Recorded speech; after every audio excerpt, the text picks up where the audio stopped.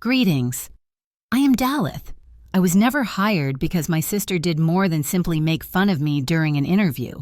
After that, they embarrassed me in front of a group of complete strangers by ripping my exam in half while laughing. What, however, was unknown to her.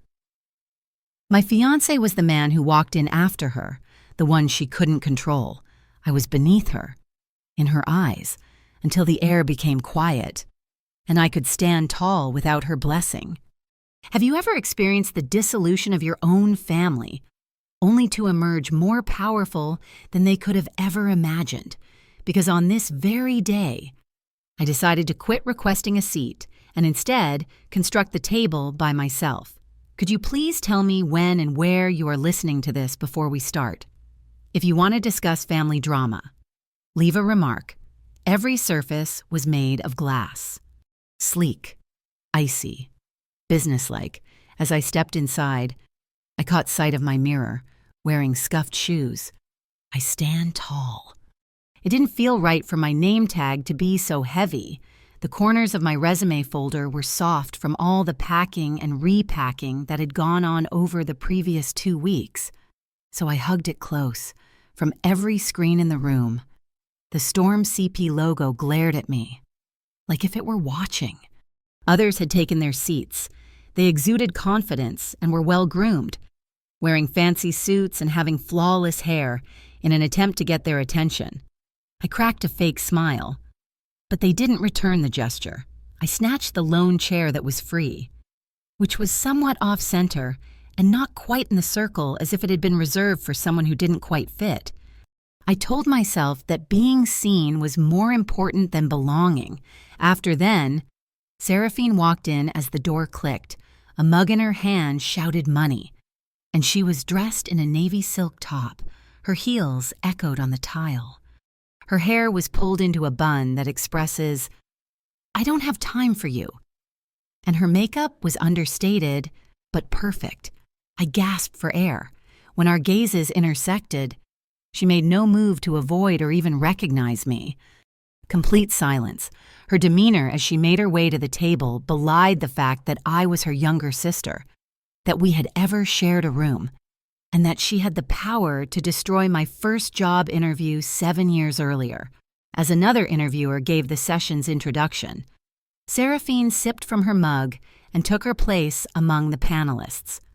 Several HR cliches, such as leadership potential, team synergy, and scalable strategy, floated around the room. It sounded like some exotic tongue was being spoken. "Is anyone in the mood for coffee?" with a tray in hand, one of the aides inquired. The tray went around and around. I was the only one who did not receive a cup, though silence was mine. That was unnecessary. Seraphine leaned over the woman next to her and whispered, "I still think she finds her clothes in the college clearance bins." I noticed her smirking over her mug. A hurtful giggle escaped the woman's lips. I maintained a fixed stare.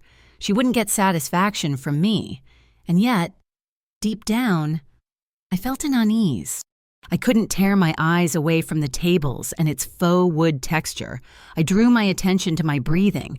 My ex-husband thought it was a sweet era, but I recalled many late evenings spent gluing together freelance contracts and learning system design from scratch in my overcrowded office. I recalled the day Seraphine purposefully sent my portfolio to the incorrect customer. That business withdrew its support. My birthday was that day. On this occasion, I vowed not to run. It was not her. This is not it. Insults were hurled at one another. The hopefuls rose one by one for the purpose of making introductions. Seraphine smiled, nodded, and took notes while they spoke. She paid me not even the slightest attention when my name was announced. With my resume in hand, I got to my feet, made my way to the center, and set it down before her. With a brief pause, she took it in her hands and gazed at it. Next, she silently passed it to the man seated next to her as if it were a misplaced lobby brochure. He gave it a cursory look before putting it down. It ended there. I had my moment then. "Sure thing. Keep your distance." Only termination. I returned to my seat. Coughing was heard from behind me. A little too loudly. The wall clock ticked away. I made an effort to relax my shoulders and disregard the growing discomfort in my neck. Isn't that her? Someone was whispering behind me. I had no idea she worked in technology. Seraphine then chuckled. Downplay it. Anyway, that's sufficient. I kept going straight. I was unfazed. Still, I jotted it down. When you don't dress the part, some folks see right through you. When people see you as beneath them, they tend to chuckle. It wasn't a matter of whether they noticed me. What mattered was whether I would allow them to shape who I am. My mother had said something long ago, long before Seraphine began using phrases like executive brand and legacy, and I reached down to rearrange the resume folder resting on my lap. Never ask for an invitation to a place you helped create. As it slipped away, the paper emitted a subtle sound, a familiar signal of rejection. The next name was shouted out before I could collect myself. Another candidate stood up and spoke about leadership and transformation. They had a heavy accent, a gold watch, and a Yale ring. When he cracked jokes, the panel cracked up. Even a clap was heard. It was as if my presence had no effect on the room's vibe. Just like that, I waited. With any luck, they'd come back to me. Perhaps a gap would open up. Anything at all. Not at all. Just 3 more questions whizzed by. I felt like I was just another decoration, being passed over time and time again. It wasn't with an expression of regret that the assistant turned to face me. "Oh, you're still here," was more accurate. Greg, the towering figure at the head of the table whom I recognized from the introduction email, sat back in his chair and grinned. "Why do you believe you're prepared for the major leagues?" he asked, gesturing with a pen. His tone betrayed his genuine curiosity, as if he were inquiring about a child's belief in her ability to lead NASA. I let out a soft sound. Seraphine leaned across the table and touched me before I could utter a word. Once again, it seemed like it irritated her, because she took the top sheet of my resume. She scribbled something across the sheet after clicking her pen open with vibrant red ink. It was visible from my seat. I chose the wrong major. "Looks wrong. No good. Afterwards." Unqualified appears across the bottom in bold block letters. Like a wound. The paper was stained red as the scarlet bled through. I was unfazed. I refrained from grabbing it. As she moved it across the shiny surface like she was presenting evidence in court, I smiled and let her set it down. To start, I coughed. I took the lead in reworking 3 mid-tier platforms' AI ethical policies. I claimed a predictive data system that I helped scale last year reduced processing time by 34%. Are you still working on those side projects? "That framework is about to expire," Seraphine interjected. Her voice delicate and her grin sugary. Her gaze shifted to the panel. She was still posting resumes even though I was giving a presentation at a summit in London. Greg grinned. And there were a few coughs that were stifled. Not even the assistant could keep a smile off his face. It had happened before, but I showed no fear. This time, no. Seraphine caught my gaze. Neither the panelists nor the high-heeled business goddess were involved. However, my sister was the type of student who, when bored, would read aloud from my writings in class. The person who informed me that I would never be able to carry myself in society with my current set of teeth. Nevertheless, I couldn't help but harbor a secret wish that she would finally see past my comedic value when we're seated across the table. My whole tale was known to her. She was aware of my struggles and the amount of effort I had put in, but that information wasn't a connecting factor. You may call it a weapon.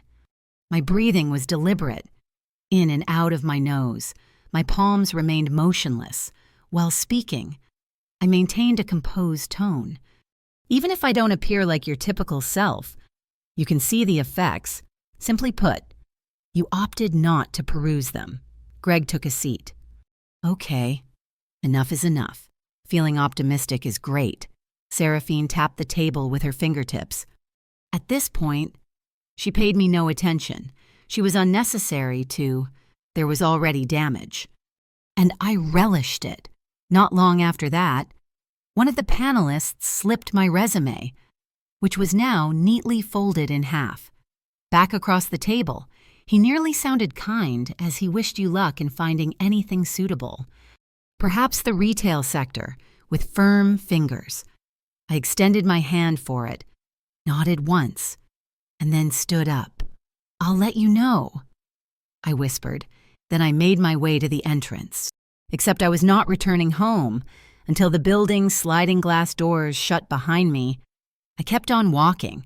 The horns and sirens of a city that didn't care about shattered pride masked the hum of midtown traffic as it buzzed by. I walked purposefully, not hurriedly, my heels clicking on the sidewalk. I wasn't escaping anything. I was merely seeking for air, devoid of the aroma of polished wood and insincere grins. I ducked into a little cafe 2 blocks away that had an odor of remorse and burnt espresso all the time. The barista looked up just briefly to rationalize reserving the window seat. I bought a drip coffee that I would never touch. I still had the folder in my hand. Gradually, I took a seat. The red ink stained the corner like partially washed out blood as my fingers followed the edge of the top page, without qualification. Uppercase only. Complete trust. For some reason, I was taken aback. Since this was nothing new, the worst of it was worse than this, gazing out the window. I watched as the cab sped by. But I was dragged backward by my thoughts. Many years. Age 24. I was offered my first full-time job. Almost there. For months. I had been working as a freelancer, putting in extra hours to perfect a presentation deck for a nonprofit-specific data integration platform. I took great pride in it. I had confided in Seraphine about it one night at what I believed to be a bonding moment between sisters. Back then, she was a consultant at a small firm. Seraphine submitted a nearly identical proposal to that same firm a week afterward. That much is true. That was its savage genius. When they thought it belonged to her, she simply failed to correct them. She informed me during a family dinner with wine that it was hers. I didn't claim ownership at the time. I'm not to blame if others make connections. Though, a man she had recommended got the job, someone who looked just perfect. My idea had already been launched, and now I had to explain why. In my absence, back then, over supper, I overheard my dad chuckling to his daughters, Seraphine, the visionary, and Daleth, the kind one he lifted his glass and toasted. Kind, for 10 years. The word lingered in my bones. Now that I was looking down at the red writing, I knew it wasn't sabotage. A cycle it was. Whenever I divulged any information, she would twist it, rethink it, dawn it. After that, I had to persuade the group that I was merely incidental. Calm down. Well done. However, it was never precise enough to be heard above the din. Then I took out my mobile. An unread message from a tiny business for which I had done occasional code audits was sitting in my inbox. Last week, I resigned by typing my resignation. Trying to obtain a large gig while clinging to side gigs made me wonder if it was worth it. Over the draft, my finger lingered. Perhaps none of it was destined for me. Perhaps there was a message behind all the insomnia and uncertainty. After that, the draft was erased. On this occasion, I will not. She was unable to reduce my size any further. Today is not the day. Now the bistro was overly silent. Coldness had set into my coffee. Whenever my phone buzzed, I took it out once more. An Elias SMS message. My interview went well. I just looked at it. I began to type with my thumb. The outcome was precisely what she had hoped for, yet I hesitated. Reread it. I then deleted it. Her story would have gone something like that. It is not my property.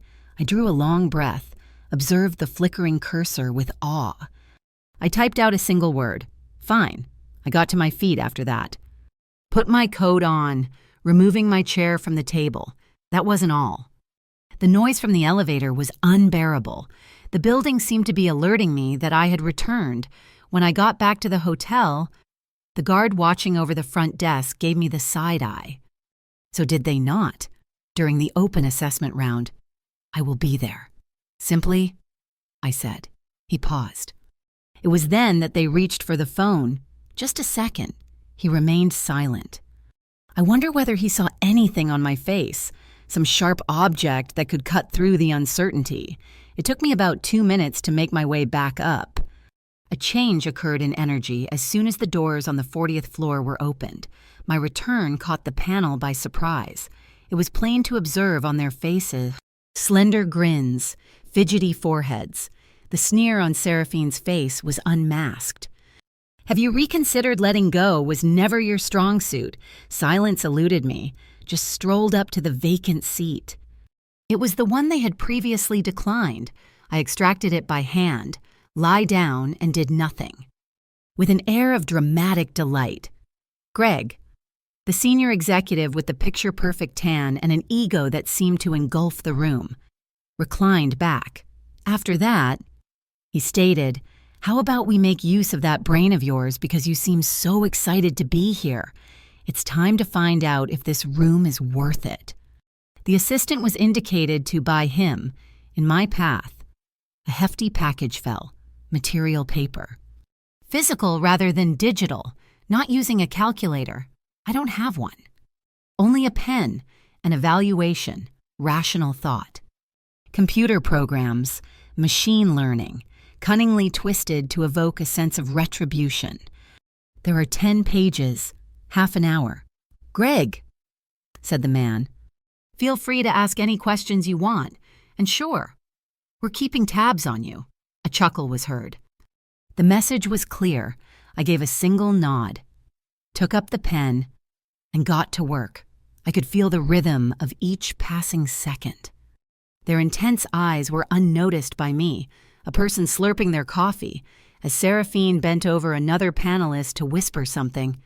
Her chair made a creaking sound. A piercing enough whisper could carry, "Now we'll see if her AI passion," which is somewhat related to sociology, pays off. I kept my head down. At least once.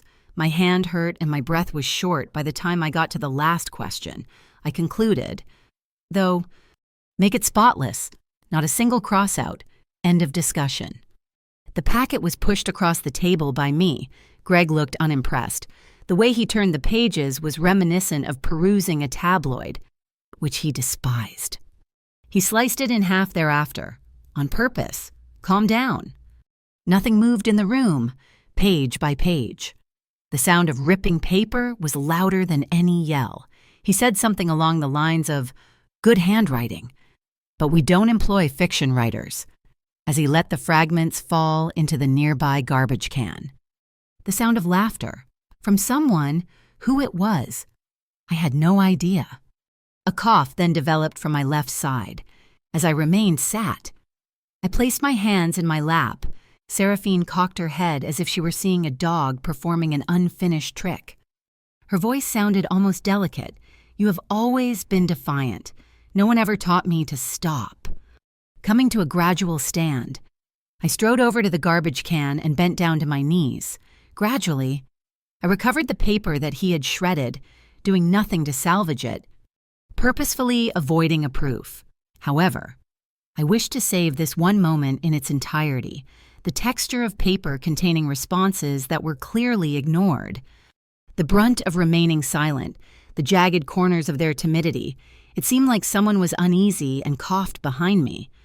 However, I was unstoppable. Someone tossed it aside as I was about to turn the final page, near the chair leg.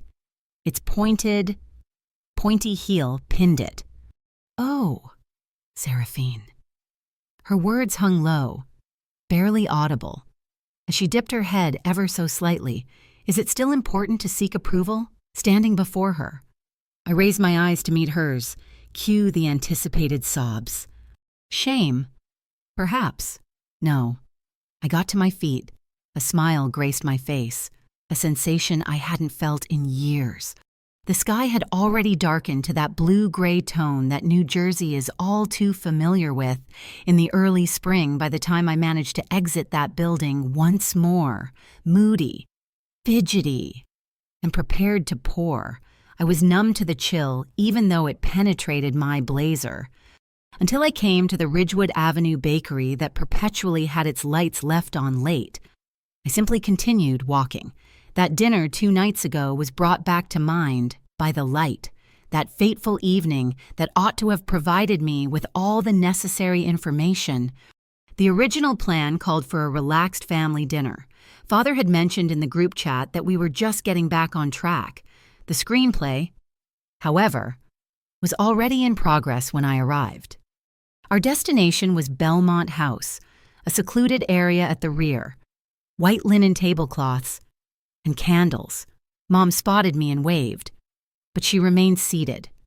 Following the completion of all orders, the host presented me with a menu, perched next to an ornamental fern. I took a seat. Then the round of applause began. 20 minutes after Seraphine's arrival, everyone rose to their feet to welcome her as if she had just returned from a war. The woman claimed, "I was on the phone with Saul." But she didn't offer an apology. I hate dealing with time zones. Our daughter is still doing international agreements as we dine, which made Dad beam silently. I drank my water, with a gentle nudging of her glass toward mine. Mom added, "Freelancing must build resilience," as we raised our glasses to the bubbly, "an adventure in your 20s, if you will." The incident that left an indelible mark on me occurred during dessert. Even though I was 32 years old, I was well versed in the subject matter, as 3 years ago I had drafted the foundation for a company. Seraphine had been discussing a Storm CP cooperation with Dad over the incorporation of AI ethical modules into corporate risk assessment.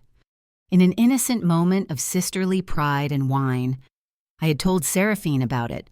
Her points of contention had arrived. With a raised glass, Dad toasts Seraphine, our daring innovator, and her latest promotion. I held the tiramisu in my fork's eye. I glanced over to Mom. "Del, you don't need to be so serious," she whispered with a gentle smile.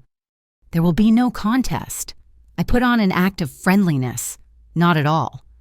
With a whisper that cut like a knife, Seraphine drew near, whispering, "You'll always be beneath me, darling." She poured me another glass of wine. Do you not know that there was an instantaneous flash from a camera?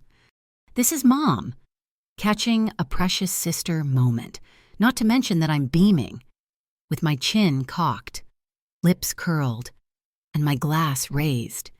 In that photo, the lighting was just right to catch the lie. I was in the ladies' room at Storm CP, hands on the marble sink, in the here and now, despite the uneven mascara. The reflection in the mirror didn't show any signs of sobbing. Lips paled beneath me.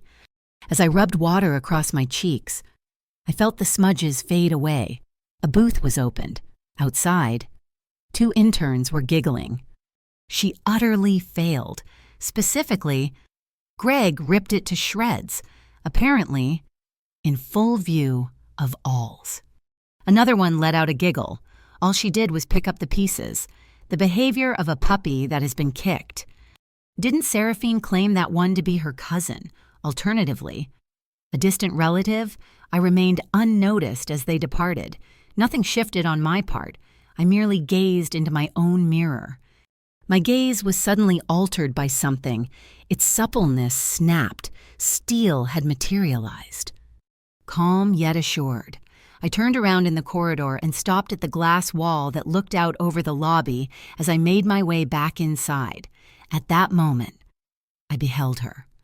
She was definitely younger than 25, overly constricted hairstyle, holding resume tightly to her chest. She protected herself. An executive glanced over at her. He drew her gaze, and then she lost it. Then they uncovered my belongings. A smile eluded her. However, her hold relaxed ever so slightly. That's when it clicked for me. Shrinkage in their presence was never intended for me. I no longer required anybody's blessing. I was leisurely. My every step was calculated. At peace. Could be too relaxed. I was sick of contorting myself for rooms that were too small for me after years of trying. When I came back in, the receptionist blinked. "My name is Miss Marin," I remarked. "I have to talk to the panel again." As I buttoned my coat, like an armor. She was unsure. I locked eyes with her as I was in the midst of reviewing. "Yes, I am aware." "Indeed, that is my purpose in being present." She hesitated for a moment before finally raising her hand to answer the call. I was not kept waiting for very long. Not quite an hour ago, I was led back to the identical conference room. The same thing happened. Nobody got up. Greg raised his pen and looked up. "On your way out. Put your pride aside." A small laugh escaped Seraphine's lips. "It seems like you're unsure of when to stop. Aren't you? Refusing to plead." I took a step forward and said as much. "You omitted something, and that's why I showed up." Laura appeared perplexed. "In particular?" "What?" "What I've accomplished. My dossier. The things that are truly important." A little folder was set on the table by me. I was about to say something to Greg about interrupting a private meeting when the door behind me sprang open. And it wasn't even my fault. Even before I turned around, the atmosphere shifted. Changing circumstances, angered postures, omitted sentences, with an air of assured confidence. Coulter Brannick entered the room. No tie. Tailored black, gently receding toward the abyss. Everybody got to their feet. A search for Seraphine's mouth was initiated. "Hold on. Coulter, what about Mr. Brannick?" He averted his gaze from her. He came right up to me. My back was touched, softly enough that, if everyone in the room weren't on edge, they might have missed it, feeling all right. The question was posed to me by him. Me alone. Once, I gave a nod. I was completely unknown to them. Unreadable on his face. He turned to face them now. Surprising, considering it seems like you guys know me really well. Before speaking, Greg coughed. Had we known she was qualified? Sir cut to Coulter. Got some experience there. Is it merely human? At the head of the table, he retrieved the folder I had left behind and laid its pages out on the glass. In 2021, Dalith Moran co-authored our ethics framework for the white-labeled AI compliance model. Half of this panel still doesn't get it. Moran is a freelance architect on 3 of our internal systems. An uncomfortable flush rose up Greg's neck. The way Laura stared at the papers made them seem as if they had begun to glow. Across the table, Coulter slipped a photograph. "All of you used this metrics report last quarter. Her job, it is not signed, but it is hers." After that, he shifted his gaze towards me. "Do you have anything else to add?" My gaze landed on the panel, gazed upon Seraphine. She seemed to be frowning, as if a joke had gone a bit far and nobody was finding it funny anymore. "I was never intending to beg for a favor," I declared. "I came because I thought my contributions mattered. I actually had a bit more than that. It was proven. You choose not to even look at it." Seraphine parted her lips to speak, but this time, absolutely nothing escaped. The tone of Coulter's voice became glacial. "In my opinion, we need to go back over yesterday's interview procedures for this. Fairness, following instructions. Conduct." Greg stutter-stepped as he jumbled the papers before him. It had a casual vibe. "Exploratory, not legally binding." "Wow," Coulter whispered softly. "Then we may play back the footage without your interference." He pointed to the corner's mounted screen, unoccupied. A remote waited. In a more relaxed setting, "I would like to observe how you all behaved." As he reached for the remote control, I stood at his side. They were all staring at me in the same way for the first time. Done for no good reason. It was not an evacuation. That was acknowledgement. Much delayed, and was deserved. The room's oxygen levels dropped the second the video started. Nobody budged. Not even an attempt at multitasking was made. Everything that followed was Seraphine's slow, calculated takedown. Greg's arrogant laugh, Laura's backhanded remarks, and my voice explaining my work. I found it. As she brushed off my resume, she smirked. Side quest was how she put it. The sense that I had been diverted from anything genuine in my life. The room's focus shifted from the screen to Seraphine, whose flawlessly glossy exterior was beginning to fracture under the strain of her now closed lips. She was captured on camera murmuring, "You'll always be beneath me," while pouring wine. And I couldn't turn away. I held my ground. However, I could sense that everyone else was trembling in their chairs, as if the world had suddenly crumbled beneath them. Coulter did not move at all, keeping her arms crossed. He paid her not a single glance. At first, nobody said a word as the screen went black. Frozen too were the board members participating in the video conference. After that, the lawyer's assistant cleared his throat. His tone was one of disapproval. "This can end up costing you money. Before today's business close, HR and legal will be notified." Greg loosened his jaw, likely in an effort to change the subject or make it seem like there was just a misunderstanding. Nevertheless, Seraphine surprised everyone by interjecting. With a growl, she orchestrated this. She preferred to have everything documented. Manipulation was involved. Towards the end, her voice became more audible than she likely wanted. I silently raised an eyebrow, more than any defense I could have offered. My silence must have unsettled her. And then she lost it. "I introduced you to him," she said, gesturing at me as if I had taken something holy from her. I finally allowed my words to carry the weight of reality in that room. Reassuringly, I responded yes.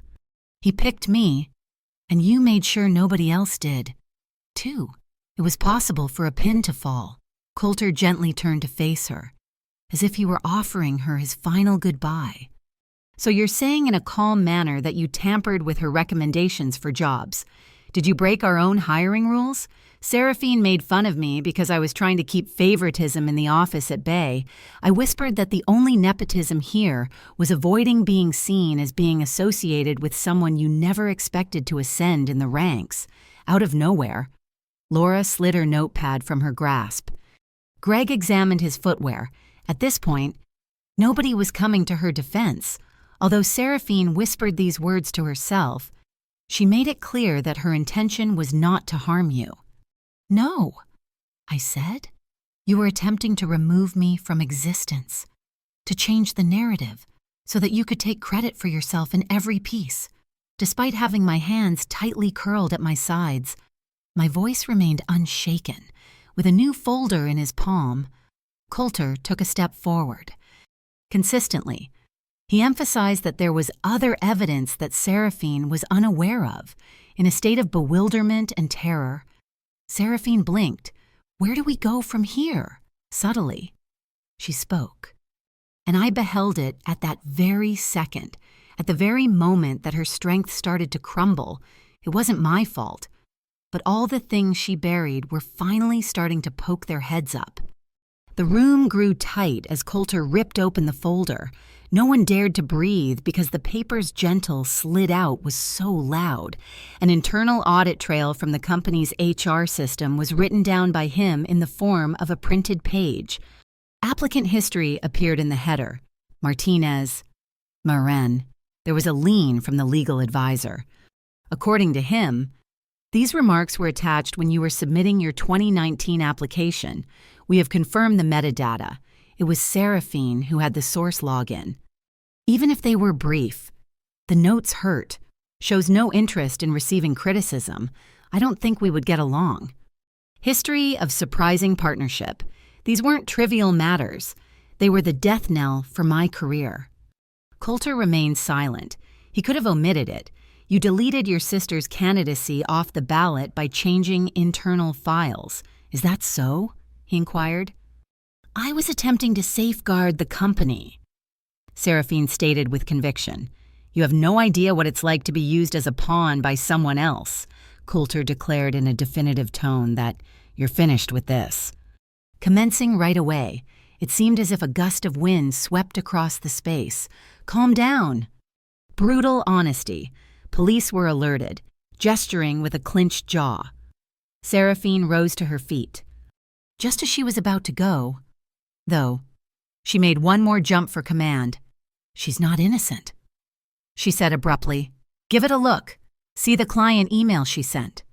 A screenshot of an email purportedly sent by me describing a potential companion as a walking disaster in heels was the object of her wrath as she slapped her phone screen against the table.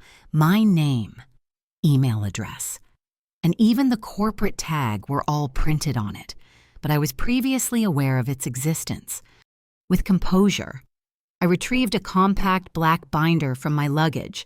As I passed it along to legal, I mentioned that this is the server log from 2 nights ago. What about that email? It was logged in using Seraphine's temporary admin pass, and it came from her IP address. A hush descended. This time, it's confirmation rather than shock.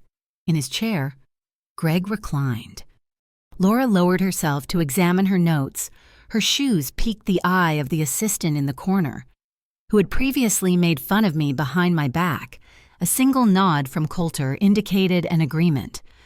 He went on to say that it was beyond immoral to use fake internal credentials to smear a teammate.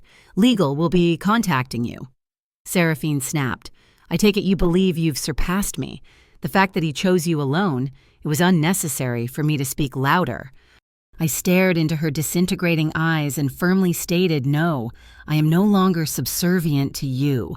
Guards released her. With no compulsion and no ambiguity, and there was that stillness once more, the type that reeks of fairness. I remained motionless while the board members started whispering to each other. Coulter remained silent. I propose we return Dilith Marin to her previous position as a consultant. He remarked simply as he turned around. Sometimes, the loudest power move is just staying, not to beg, not to prove, but to exist without flinching. What I learned is this: some people will rewrite entire histories just to erase the parts where you survived without their help. But survival isn't the goal. Thriving is. And I'm no longer asking for their validation. I'm building without it. If you've ever been overlooked, dismissed, or told you'd never make it past their shadow, this is your reminder their rejection isn't the final word. You are. Let me know in the comments, have you ever had to fight for your seat at a table that someone else swore wasn't built for you? Or better yet, did you build your own? If this story made you feel seen, heard, or a little more fearless, tap like, share it with someone who needs it, and subscribe for more real stories that cut through the noise, because your voice matters here. This isn't just about family drama or office sabotage. It's about finding peace in your own skin. No more shrinking. Thank you for walking this journey with me. Until next time, stay strong, stay grounded. Goodbye, and see you soon.